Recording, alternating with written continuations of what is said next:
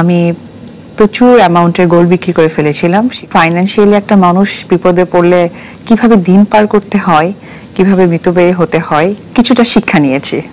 আচ্ছা, নায়িকাদেরও কি কখনো টাকা পয়সার অভাব হয়, কিংবা তারা কি কখনো কোনো অর্থ সংকটে পড়ে?